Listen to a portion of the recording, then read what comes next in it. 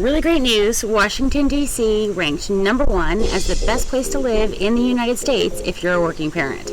CoWorking Cafe recently came out with a study ranking the top 20 cities that are best for working parents. Washington DC ranked #1, #2 was Seattle, Washington, and #3 was not very far away. It's Arlington, right across the bridge in Northern Virginia. Now, these top 3 are very similar to last year's. DC was actually 2023's winner as well. #2 was Arlington, and #3 was Seattle, Washington. So a lot of consistency there at the top. There are so many factors that go into making a decision when you're starting or raising a family. Parents constantly have to try to find a balance between their work life and their family's happiness and well-being.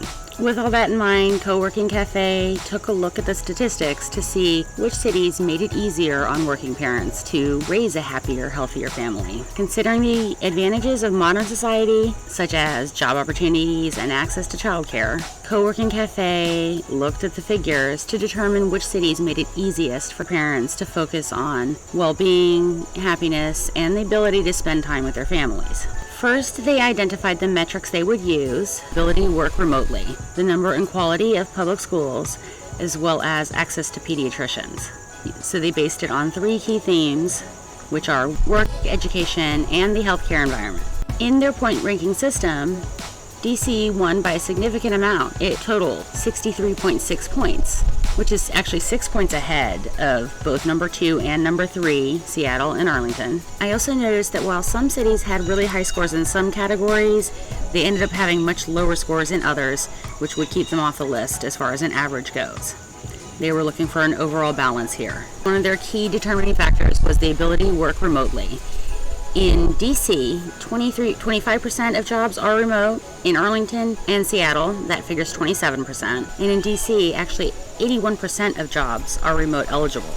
And those figures played very highly into their formula. People often focus on the high cost of childcare in the area here. In DC, that's almost 30% of the average area income. So that is quite high.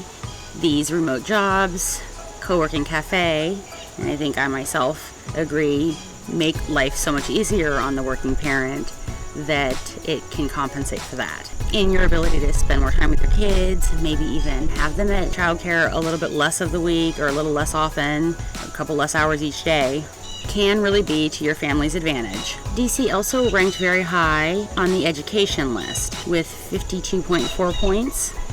About 4 points higher than Seattle, right behind them. The child care cost in DC are 28.5% of the average area income. Arlington's is 19.6. If you take the school ranking by state, DC ranked #11 in the nation, which is not bad. Washington State was 13, and Virginia was 10. I have to say, Arlington has much higher scores for their schools than the average for the state of Virginia. So that's a little skewed there. If they had done it city to city, I think Arlington would have pulled ahead of DC in some ways. An interesting figure that they made note of was the number of public schools per 100,000 kids. In DC, that's actually 205. DC only has a little over 93,000 students enrolled in public and public charter schools. There are 135 public charter schools in Washington, DC, with 45,000 students enrolled in them. 48% of DC students going to charter school. That means that for nearly half of Washington, D.C. students, the students and their parents got to choose the best school for themselves rather than just go with the local area zoned school, which I think makes a huge difference in the child's well-being and probably the families as well. In the standard D.C. public school system, there's 116. So there's actually more charter schools than regular public schools in D.C. You definitely have a lot of options. Obviously, there are some great private schools as well, and this was not considered in the rankings. For health and health environment, DC really took the lead and edged out Seattle and Arlington by far here, getting almost 49 points as opposed to 35 for Seattle and 27 for Arlington. If you look at the number of pediatricians and options available to residents of Seattle and Arlington, there's 165 and 135 per 100,000 children in those two places. In DC, the number more than doubles to 354. 354 pediatricians available to every 100,000 children. So again, you have options. I bet it's easier to get an appointment and choose a doctor that you really like and feel comfortable with for your child. You've got air quality index. DC and Arlington rank the same here. I wonder why. At 54.4, and Seattle was a little behind them at 44.8. Another very important figure, which I'm always talking about in my videos, is the parks. In Arlington, you have 7.3 parks per 1,000 people. In Seattle, that figure is 8.6. And in DC, that number shoots up to 13.3. 13.3 parks per 1,000 people. You can imagine how available nearby they are and how quiet they can be. It's very easy to find, get to, and relax in a calm, quiet, outdoor space in Washington, DC. Some of the other top cities scrolling down the list are number 4, Scottsdale, Arizona, number 5, San Francisco, number 6, Boston, 7, Jersey City, New Jersey, Pittsburgh, Pennsylvania, Fremont, California, and number 10 was Atlanta, Georgia.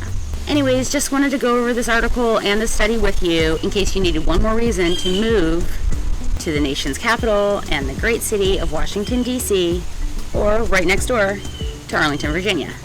I'd love to hear your thoughts in the comments below. It's always a great place to have a discussion. And please don't hesitate to reach out if you have any questions for me. I always love hearing from and getting to talk with our YouTube community here, whether it's in the comments, on the phone, or via email. I'm happy to discuss the real estate market in general, DC area neighborhoods, and of course, I always really love hearing from my YouTube viewers when they make the decision to move to the DC area and want to use me as their realtor. So please don't hesitate to reach out anytime. Thank you so much for watching. Take care, and I hope to see you next time.